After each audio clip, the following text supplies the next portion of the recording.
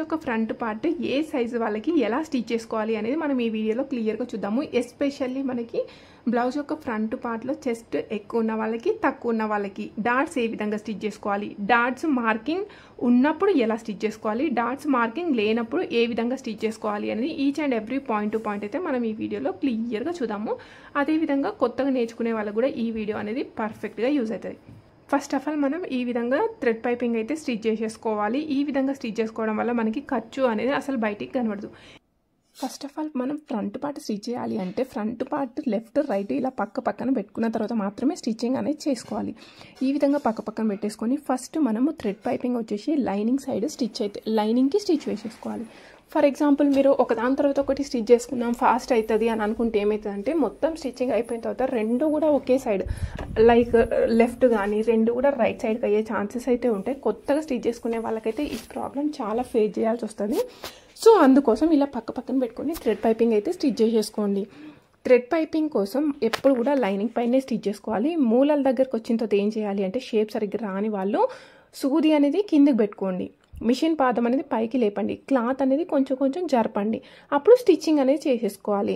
And అదేవిధంగా మీ machine పైన thread piping రావట్లేదు, మాకు ప్రాబ్లం ఉంది అని అనుకుంటే దీనికంటే ముందు వీడియోలో మీరు యూజ్ చేసి ఏ మిషన్ పైన అయినా సెట్టింగ్స్ ఎలా చేసుకోవాలి అనేది ఫుల్ వీడియో నేను క్లియర్గా పోస్ట్ చేసినాను.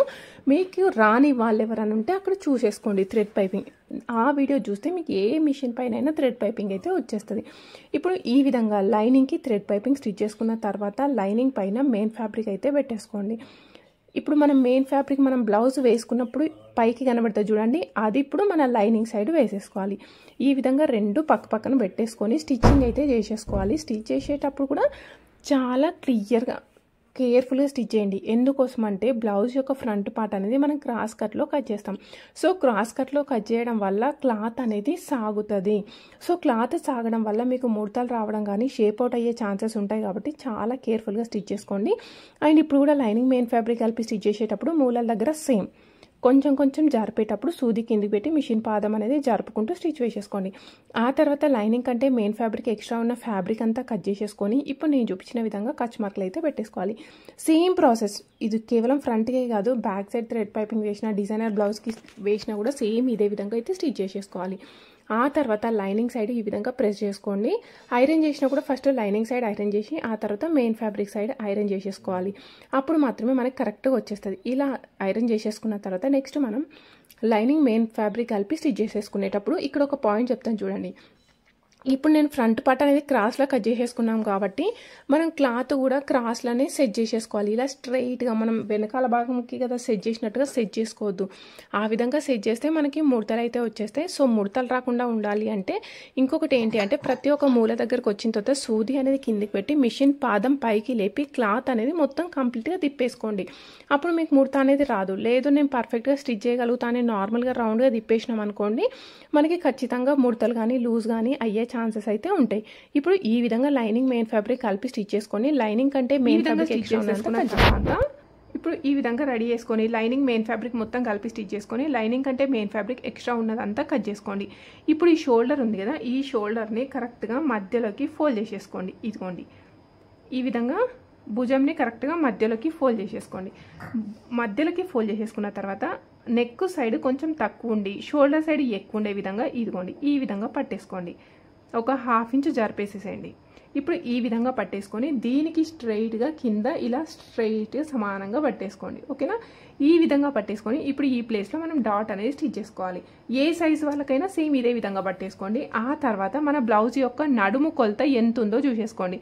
మన బ్లౌజ్ యొక్క నడుము కొలత 26 ఇంచులు, 26 ఇంచుల కంటే తక్కువ ఉంది అనుకోండి. ఇక్కడ ఈ వెడల్పు అనేది 1 ఇంచు తీసుకోండి. ఒకవేళ నడుము కొలత 26 కంటే ఎక్కువ 30 కంటే తక్కువ ఉందనుకోండి ఇక్కడ 1/4 ఇంచు తీసుకోండి. నడుము కొలత 30 కంటే ఎక్కువ ఉంటే 1.5 ఇంచ్ తీసుకోండి. ఇప్పుడు ఈ బ్లౌజ్ యొక్క నడుము కొలత ఎంత ఉంది అంటే 26 కంటే తక్కువ ఉంది. అప్పుడు నేను ఇక్కడ 1 ఇంచ్ అయితే తీసేసుకుంటున్నా. 1 ఇంచ్ తీసుకొని ఇక్కడ డాట్ అనేది స్టిచ్ చేసుకుంటున్నా.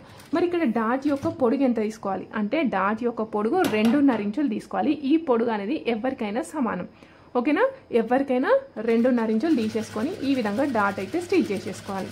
సో ఇది వచ్చేసి మనకి మెయిన్ డాట్. ఈ ఒక్క డాట్ సెట్ అయితే ఆటోమేటిక్గా బ్లౌజ్ యొక్క ఫ్రంట్ పార్ట్ అనేది సెట్ అయిపోతుంది. చూడండి ఇప్పుడు ఈ విధంగా ఇక్కడ కస్టమర్కి చెస్ట్ అనేది తక్కువ ఉంది కాబట్టి ఈ విధంగా ఇక్కడ డాట్ వెడల్పు అనేది మనం ఎక్కువ పట్టుకున్నాం అనుకోండి, ఇక్కడ కప్ అనేది ఎక్కువ లేస్తుంది, రౌండ్గా వస్తుంది. సో మీరు టెన్షన్ పడాల్సిన పని లేదు. ఇక్కడ ఏం లేవట్లేదు కదా అక్కి అంటే ఈ కస్టమర్కి చెస్ట్ అనేది తక్కువ ఉండడం వల్ల మీకు ఆ విధంగా వస్తుంది. ఎక్కువ ఉన్న వాళ్ళకి ఇక్కడ వెడల్పు అనేది 1.5 1 తీసుకుంటే ఆటోమేటిక్గా కప్పు సైజ్ అనేది పెరుగుతుంది. నెక్స్ట్ సెకండ్ డాట్ ఎక్కడ స్టిచ్ చేసుకోవాలి అంటే ఇక్కడ నెక్ ఉంది కదా, ఈ నెక్ యొక్క కింది భాగంలో స్టిచ్ చేసుకోవాలి. ఇప్పుడు ఇది ఉంది కదా, ఇది ఎంత పొడుగైనా ఉండనియండి. ఉన్న తర్వాత దీన్ని కరెక్ట్గా మధ్యలోకి ఫోల్డ్ చేసేసుకోండి. మధ్యలోకి ఫోల్డ్ చేసేసుకొని ఈ ప్లేస్లో ఒక మార్కింగ్ అయితే తీసేసుకుందాం. ఓకే, ఇప్పుడు ఈ విధంగా మిడిల్లో ఒక మార్కింగ్ తీసేసుకోండి, కరెక్ట్గా మిడిల్లో. ఆ తర్వాత నెక్ ఉంది కదా, నెక్ సైడ్ ఏమో పైకి జరపండి. ఎంత పైకి జరపాలి? ఒక 1/2 ఇంచ్ పైకి జరపండి. ఇదిగోండి కరెక్ట్గా మిడిల్లోకి తీసుకొని నెక్ సైడ్ పైకి 1/2 ఇంచ్ జరపండి. 1/2 ఇంచ్ జరిపిన తర్వాత ఇప్పుడు ఈ ప్లేస్లో స్ట్రైట్గా డాట్ అనేది స్టిచ్ చేసుకోవాలి. ఈ డాట్ యొక్క పొడుగు ఎంత తీసుకోవాలి అని అంటే సేమ్ 2.5 ఇంచులు కానీ 2.5 ఇంచులు తీసుకోండి పొడుగు అనేది. సైడ్కి మాత్రం ఖచ్చితంగా 1/2 ఇంచ్ తీసుకోవాలి. 1/2 ఇంచ్ కంటే ఎక్కువ కానీ 1/2 ఇంచ్ కంటే తక్కువ తీసుకోవాల్సిన అవసరం అయితే ఏం లేదు. ఈ విధంగా తీసేసుకొని పొడుగు వచ్చేసి 2.5 ఇంచులు ఉండే విధంగా తీసేసుకోండి. సో ఇది వచ్చేసి 2.5. ఇప్పుడు ఈ విధంగా 2 డాట్స్ స్టిచ్ చేసుకున్నాం. చూడండి ఈ షేప్ అయితే వచ్చేస్తుంది. నెక్స్ట్ థర్డ్ డాట్ కోసం నేనైతే ఇది వచ్చేసి నేను ఈ 2 డాట్స్ స్టిచ్ చేసుకున్నాను కదా, ఈ 2 డాట్కి కరెక్ట్గా మధ్యలో థర్డ్ డాట్ అయితే స్టిచ్ చేసుకుంటున్నాను. ఇప్పుడు ఈ విధంగా పట్టేసుకున్నప్పుడు ఇక్కడ కొంచెం ఎక్కువ తక్కువ వస్తుంది. ఎక్కువ తక్కువ వచ్చినప్పుడు ఈ ఫింగర్స్తోనే క్లాత్ కొంచెం అటు ఇటు జరుపుకోండి. అటు ఇటు జరిపి ఒకదానిపైన ఒకటి కరెక్ట్గా ఎక్కడికి వస్తుందో అక్కడ డాట్ అయితే స్టిచ్ చేసుకోవాలి. సైడ్కి ఎంత తీసుకోవాలి అంటే ఎగ్జాక్ట్గా 1/2 ఇంచ్ తీసుకోండి. 1/2 ఇంచ్ తీసుకొని పొడుగు వచ్చేసి 3.5 ఇంచులు 4 ఇంచులు అట్లా తీసుకుంటే సరిపోతుంది.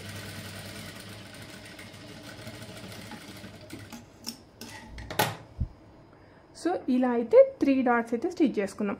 ఒకవేళ మీకు కావాలి అనుకుంటే 4th డాట్ స్టిచ్ చేసుకోవాలి ఇక్కడ నుండి సైడ్కి. సో దీని యొక్క కటింగ్ వీడియోలో నేను 4th డాట్ వేసుకుంటే ఏమవుతుంది, వేసుకోకపోతే ఏమవుతుంది అని నేను క్లియర్గా అయితే చెప్పినాను. ఓకేనా? సో అదేవిధంగా ఇప్పుడు ఇక్కడ కూడా డాట్స్ స్టిచ్ చేసుకోవాలి. ఇక్కడ ఏంటి మనకి డాట్స్ మార్కింగ్ లేనప్పుడు ఏ విధంగా స్టిచ్ చేసుకోవాలి అని చూపించినాను కదా. ఇప్పుడు ఇక్కడ డాట్స్ ఉన్నప్పుడు ఏం చేయాలి? సేమ్ ఇదే డాట్స్ పైన డైరెక్ట్గా స్టిచ్ చేసేసుకుంటే మనకి ఫ్రంట్ పార్ట్ అనేది రెడీ అయిపోతుంది. ఇలా పెట్టేసుకొని సేమ్ ఈ డాట్స్ పైన స్టిచ్ చేసేసుకోండి.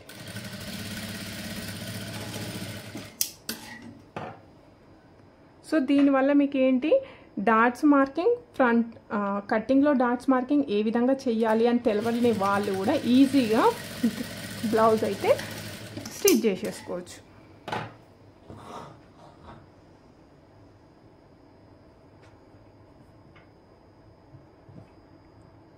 సో ఇప్పుడు డాట్స్ మార్కింగ్ చేసినప్పుడు దీనిపైన స్టిచ్ చేసుకుంటే సరిపోతుంది. ఇప్పుడు 2 కూడా స్టిచ్ చేసుకున్నాం కదా. 2 స్టిచ్ చేసుకున్న తర్వాత నెక్స్ట్ ఇదిగోండి ఈ హుక్స్ కాజా పట్టీ సైడ్ ఇవి 2 పొడుగులు సమానం ఉన్నాయా లేవా అనేది చెక్ చేసేసుకోండి. సో ఇక్కడ మనకి 2 సమానం వచ్చినాయి. బై మిస్టేక్ సమానం రాలేదు అంటే మీరు ఇక్కడ కుట్టేటప్పుడు కొంచెం ఎక్కువ తక్కువ అయినా, లేదు అంటే ఇక్కడ కొంచెం కిందికి ఎక్కువ తక్కువ అయినా కూడా కొంచెం కట్ చేసేసుకోండి, ఏం ప్రాబ్లం లేదు. లేదు అంటే ఇక్కడ స్టిచ్చింగ్ దగ్గర అయినా అడ్జస్ట్ చేసుకోవాలి. ఇప్పుడు మనకి సమానంగా వచ్చినాయి కదా. నెక్స్ట్ కింద షేప్ బెల్ట్ ఏ విధంగా జాయిన్ చేసుకోవాలి చూద్దాం. సో ఇక్కడ హెచ్ అని రాసుకున్నాం చూడండి. ఇది కటింగ్ చేసేటప్పుడే నోట్ చేసేసుకున్నాం. హెచ్ అంటే హుక్స్ కాజా పట్టీ సైడ్ ఉండాలి అని అర్థం. కింద లైనింగ్, ఆ తర్వాత మెయిన్ ఫ్యాబ్రిక్, ఆ తర్వాత లైనింగ్. ఇప్పుడు 3 ఈ విధంగా తీసేసుకోవాలి. లైనింగ్, మెయిన్ ఫ్యాబ్రిక్, లైనింగ్ ఇవి 3 కలిపి తీసేసుకొని ఇక్కడ కింది సైడ్లో ఒక స్టిచ్ అయితే వేసేసుకోండి. సో 3 సమానంగా ఉండే విధంగా తీసేసుకొని కింది సైడ్లో ఒక స్టిచ్ అయితే వేసేసేయండి. ఇప్పుడు ఈ విధంగా స్టిచ్ వేసేసుకున్న తర్వాత ఓపెన్ చేసేసి లైనింగ్ సైడ్ స్టిచ్ అంటే ఇంకొకటి వేయండి. ఎందుకంటే మనకి అక్కడ లూజ్ కానీ టైట్ కానీ కాకుండా పర్ఫెక్ట్ ఉంటుంది. ఈ విధంగా స్టిచ్ వేసేసుకున్న తర్వాత లైనింగ్ అంటే మెయిన్ ఫ్యాబ్రిక్ ఎక్స్ట్రా ఉంటే అది కట్ చేసుకోండి. ఎప్పుడు కూడా లైనింగ్ కొంచెం కూడా కట్ చేయొద్దు. మన బ్లౌజ్ కటింగ్ అయిపోయిన తర్వాత లైనింగ్ ఎంత ఉందో పర్ఫెక్ట్గా మెయిన్ ఫ్యాబ్రిక్ కూడా అంతే ఉండాలి. చాలామంది అడుగుతారు ఏమని అంటే లైనింగ్ బ్లౌజ్ చూపించండి అక్కయ్య, లేదంటే నార్మల్ బ్లౌజ్ చూపించండి అని. డిఫరెన్స్ ఏమీ లేదు. నార్మల్ బ్లౌజ్ అయినా ఏ బ్లౌజ్ అయినా సేమ్ కటింగ్ అయితే ఉంటుంది, స్టిచ్చింగ్ కూడా సేమ్ ప్రాసెస్లో ఉంటుంది. ఒకవేళ బ్లౌజ్ డిఫరెన్స్ చూపించండి అంటే lining normal blouse, boat neck blouse అలా డిఫరెన్స్ ఉంటుంది తప్ప మిగతా ఏం ఉండదు. సో ఈ విధంగా రెడీ చేసుకున్న తర్వాత ఇప్పుడు బాడీ పార్ట్ అనేది జాయిన్ చేసేటప్పుడు స్టార్టింగ్లో ఒక పావించి వదిలేయండి. కింద పట్టి రెడీ చేసుకున్నాం చూడండి, పావించి పట్టి వదిలేసి అక్కడ నుండి స్టార్ట్ చేసుకొని స్టిచ్ అయితే వేయాలి. ఇదే స్టిచ్ చేసేటప్పుడు ఇక్కడ డాట్ కనబడుతుంది చూడండి, ఆ డాట్ పైన స్టిచ్ అనేది వేయద్దు. ఈ డాట్ అనేది ఈ విధంగా సమోసా లాగా లోపలికి ఫోల్డ్ చేసుకొని స్టిచ్ వేసేసుకోవాలి. బై మిస్టేక్ దానిపైన మీరు స్టిచ్ పడింది అనుకోండి, ఫ్రంట్ పార్ట్ సన్నం ఉన్న వాళ్ళకి కానీ లావు ఉన్న వాళ్ళకి కానీ సెట్ కాదు. సో ఖచ్చితంగా అది సమోసాలాగా ఫోల్డ్ చేసుకొని లోపల సైడ్ జారిపేసుకొని స్టిచ్చింగ్ అనేది వేసేసుకోవాలి. అప్పుడు మాత్రమే మీకు ఫ్రంట్ పార్ట్ షేప్ అనేది పర్ఫెక్ట్గా వచ్చేస్తుంది. ఓకే, ఇప్పుడు ఈ విధంగా ఒక స్టిచ్ కానీ 2 స్టిచ్లు కానీ వేసేసుకోండి. వేసుకున్న తర్వాత ఇప్పుడు పైన పార్ట్ ఉంది కదా, ఈ పైన నెక్ పార్ట్ నెక్ సైడ్కి ఫోల్డ్ చేసుకోండి. షోల్డర్ పార్ట్ వచ్చేసి నెక్ సైడ్ పెట్టేసుకొని ఈ విధంగా రౌండ్గా చిన్నగా చపాతీ ఫోల్డ్ చేసినట్టుగా ఫోల్డ్ చేసేయండి. ఆ తర్వాత ఈ ఫోల్డింగ్ అనేది ఈ కుట్టు దగ్గరికి తీసుకోండి. ఇక్కడ వరకు పెట్టేసుకొని ఇలా రివర్స్ దింపేసుకొని దీనిపైన ఒక కుట్టు అనేది వేసేసుకుంటూ వచ్చేసేయండి. సో 1/2 ఇంచ్ డిస్టెన్స్తో కుట్టండి. ఇక్కడ కుట్టేటప్పుడు మన లోపల ఉన్న ఫ్యాబ్రిక్ కుట్టు పడకుండా ఉండాలి అంటే మన ఫింగర్స్తోని లోపలికి ప్రెస్ చేసుకుంటూ లేదంటే చూసుకుంటూ స్టిచ్ చేయాలి. నార్మల్గా మనం అవి చేసుకుంటాం చూడండి కరియలు, సో అప్పుడు ఎలా అయితే చెక్ చేసుకుంటామో అలా చెక్ చేసేసుకోండి. అప్పుడు మీకు పర్ఫెక్ట్గా వచ్చేస్తుంది. దానిపైన మనకి కుట్టు అనేది రాదు. ఇప్పుడు ఈ విధంగా స్టిచ్ చేసుకున్న తర్వాత ఇంతకుముందు మనం ఎట్ సైడ్ అయితే ఫోల్డ్ చేసినామో అది మనకు ఐడియా ఉంటుంది కదా, దాన్ని లాగండి. కొంచెం గట్టిగా లాగినా ఏం ప్రాబ్లం లేదు, జస్ట్ ఫ్యాబ్రిక్ అనేది ముడత అవుతుంది తప్ప చినగడము అలాంటిది ఏం ప్రాబ్లం అయితే ఉండదు, మీకు పర్ఫెక్ట్గా వచ్చేస్తుంది. సో ఈ విధంగా స్టిచ్ చేసుకోవడం వల్ల మనకి ఇన్విజిబుల్ షేప్ బెల్ట్ అయితే రెడీ అవుతుంది. కొత్తగా నేర్చుకునే వాళ్ళు కూడా ఇదే విధంగా నేర్చుకోమని నేనైతే సజెస్ట్ చేస్తాను. బికాస్ ఎందుకంటే ఫినిషింగ్ నీట్గా ఉందనుకోండి, కస్టమర్స్ కూడా తొందరగా ఎక్కువ మంది వస్తారు. సో అందుకోసం నేను చెప్తున్నాను. సేమ్ ఇదే ప్రాసెస్లో 2 సైడ్స్ కూడా స్టిచ్ వేసేసుకోండి. ఈ విధంగా 2 సైడ్స్ స్టిచ్ వేసుకున్న తర్వాత ఇవి 2 కరెక్ట్గా ఉన్నాయా లేవో చూడండి. బై మిస్టేక్ కరెక్ట్గా లేదు అనుకోండి, ఇక్కడ షేప్ బెల్ట్ జాయిన్ చేసుకున్న దగ్గర అడ్జస్ట్మెంట్ అయితే చేసేసుకోండి. అంటే కుట్టు కొంచెం వేయడమో తీయడమో అలా చేసేసుకోవాలి. ఆ తర్వాత ఇవి 2 రివర్స్ దింపేసుకొని రైట్ సైడ్ హుక్స్ పట్టి లెఫ్ట్ సైడ్ కాజా పట్టి వచ్చే విధంగా స్టిచ్ చేసుకోవాలి. సో ఇప్పుడు మనకి రైట్ సైడ్ హుక్స్ పట్టి ఉంటుంది కాబట్టి హుక్స్ పట్టి ఎప్పుడు కూడా లోపల సైడ్ వెళ్ళిపోతుంది, అవునా? సో లోపల సైడ్ వెళ్ళిపోతుంది కాబట్టి జస్ట్ ఓన్లీ లైనింగ్ మాత్రమే తీసేసుకొని ఇక్కడ కింది సైడ్లో స్టిచ్ అయితే వేసేస్తున్నా. హుక్స్ పట్టి లోపలికి పోతుంది కాబట్టి మెయిన్ ఫ్యాబ్రిక్ సైడ్ స్టిచ్ వేసేసుకొని లోపల సైడ్ తింపి స్టిచ్ వేసేసుకోవాలి. ఓకే, ఈ విధంగా స్టిచ్ చేయడం వల్ల మనకి నీట్ ఫినిషింగ్ అయితే వస్తుంది. అండ్ ఒకటి గుర్తుపెట్టేసుకోండి, హుక్స్ పట్టి స్టిచ్ చేసినప్పుడు 1/2 ఇంచ్ నెక్ పార్ట్ అనేది లోపలికి పోతుంది. ఇప్పుడు నేను ఏ విధంగా స్టిచ్ చేస్తున్నా అనేది మీరు క్లియర్గా అబ్జర్వ్ చేయండి. చాలామంది ఏం చేస్తారంటే హుక్స్ పట్టి కాజా పట్టికి ఏముంది మేము కుట్టగలుగుతామంటారు. కానీ కొత్తగా నేర్చుకునే వాళ్ళు 100 మెంబర్స్లో 90 మెంబర్స్ చేస్తే మిస్టేక్ అయితే హుక్స్ కాజా పట్టి దగ్గరనే చేస్తూ ఉంటారు. సో రివర్స్ చేయడము లేదంటే డిఫరెంట్గా ఫోల్డింగ్స్ చేయడం అయితే చేస్తూ ఉంటారు. అలా అయితే చెయ్యొద్దు. ఆ విధంగా చేయడం వల్ల ఓన్లీ హుక్స్ కాజా పట్టి మాత్రమే ఎఫెక్ట్ కాదు, ఫ్రంట్ నెక్ అనేది ఎఫెక్ట్ అవుతుంది. సో ఖచ్చితంగా ఇది మాత్రం క్లియర్గా నేర్చుకొని స్టిచ్చింగ్ అనేది చేసేసుకోండి. ఇప్పుడు ఈ విధంగా స్టిచ్ చేసుకున్న తర్వాత పైన కింద ఎక్స్ట్రా ఫ్యాబ్రిక్ ఉంది కదా, అది బాగా ఎక్కువ ఉంటే కట్ చేసుకోండి. కొంచెం ఉంచేసి లోపల సైడ్ ఫోల్డ్ చేసుకొని ఫినిషింగ్ కూడా కింద లైన్ లాగా క్లియర్గా రావాలి. ఈ విధంగా తీసేసుకొని స్టిచ్చింగ్ అనేది వేసేసుకోండి. ఇలా స్టిచ్ చేసుకుంటే మనకి హుక్స్ పట్టి అయితే రెడీ అయిపోతుంది. నెక్స్ట్ వచ్చేసి మనకి కాజా పట్టి అనేది మనకి బయటికి కనిపిస్తుంది. సో బయటికి కనబడుతుంది కాబట్టి కేవలం మెయిన్ ఫ్యాబ్రిక్ తీసుకోవాలి అనుకోండి. మెయిన్ ఫ్యాబ్రిక్ ఒకటే తీసుకుంటే ఏమవుతుందంటే తొందరగా చినిగిపోతుంది. అప్పుడు మనం ఏం చేయాలి అంటే లైనింగ్ మెయిన్ ఫ్యాబ్రిక్ 2 కలిపి తీసుకోవాలి.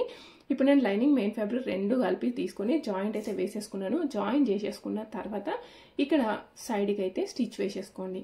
1/2 ఇంచ్ డిఫరెన్స్తోని మళ్ళీ ఒక స్టిచ్ అయితే వేసేసుకోండి. హుక్స్ పట్టి స్టిచ్ చేసినప్పుడు 1/2 ఇంచ్ ఏమో లోపలికి వస్తుంది, అదే కాజా పట్టి స్టిచ్ చేసినప్పుడు ఏమో 1/2 ఇంచ్ మనకి ఎక్స్ట్రా బయటకు వస్తుంది. ఆ డిఫరెన్స్ అయితే మీరు అర్థం చేసేసుకోండి. సో పైన కింద ఎక్స్ట్రా ఉన్న ఫ్యాబ్రిక్ అయితే కట్ చేసుకొని నేను ఏ విధంగా అయితే స్టిచ్చింగ్ అనేది చూపిస్తున్నానో సేమ్ అదే మోడల్లో మీరు స్టిచ్చింగ్ అయితే చేసేసుకోవాలి. చాలామంది అయితే డిఫరెన్స్ అడుగుతున్నారు, ఏంటి అంటే నార్మల్ బ్లౌజ్ చూపించండి, లైనింగ్ బ్లౌజ్ చూపించండి అని. Normal blouse cutting, lining blouse cutting same. Normal blouse stitching, lining blouse stitching same. ఈ డిఫరెన్స్ కనుక మీకు తెలిస్తే మీరు ఏ బ్లౌజ్ అయినా భయం లేకుండా స్టిచ్ చేయగలుగుతారు. సో ఈ విధంగా అయితే ఫోల్డ్ చేసేసుకొని ఒక స్టిచ్ అయితే వేసేసుకోండి. మీకు ఒకవేళ క్లాత్ అనేది ఎక్కువ ఉంటే డబుల్ ఫోల్డ్ చేసేసుకోండి, ఏం ప్రాబ్లం లేదు. ఈ పట్టి యొక్క వెడల్పు అనేది 1/2 ఇంచ్ కొంచెం ఎక్కువ ఉన్నా ఏం కాదు, కానీ 1/2 ఇంచ్ కంటే తక్కువ ఉండనియకండి. 1/2 ఇంచ్ కంటే ఎక్కువ ఉంటేనే నీట్గా అనిపిస్తుంది. అండ్ బ్లౌజ్ వేసుకున్నప్పుడు కూడా మనకి హుక్స్ కాజా పట్టి మధ్యలో గ్యాప్ అనేది రాకుండా పర్ఫెక్ట్గా ఉంటుంది. సో ఈ వీడియో అయితే మీకు నచ్చిందని నేను అనుకుంటున్నాను. నెక్స్ట్ వీడియోలో బ్లౌజ్ యొక్క సైడ్ జాయింట్స్ ఏ విధంగా వెయ్యాలి అని నేను చూపిస్తాను. మీకు ఏమైనా సైడ్ జాయింట్స్ డౌట్ ఉంటే ముందే అడగండి. సో నెక్స్ట్ వీడియోలో నేను మీకు ఆ డౌట్స్ అనేవి క్లారిఫై చేసుకుంటూ సైడ్ జాయింట్స్ అనేవి చూపిస్తాను. వీడియో నచ్చిన వాళ్ళు లైక్ చేయండి. కొత్తగా చూసే వాళ్ళు ఎవరంటే మన ఛానల్ని సబ్స్క్రైబ్ చేసుకోండి. అండ్ నెక్స్ట్ వీడియోలో ఫర్దర్ వీడియోలో ఏం వీడియోస్ చెయ్యాలి అనేది కూడా కామెంట్ చేసిండ్రు అనుకోండి, మీకు అయినా నాకు కూడా యూజ్ అవుతుంది. మీకు ఎవరికైనా డౌట్స్ ఉంటే కామెంట్ చేయండి. Thank you for watching. ఇవి 2 స్టిచ్ చేసుకున్న తర్వాత 2 సమానం ఉన్నాయా లేవా అనేది ఒకసారి చెక్ చేసేసుకోండి.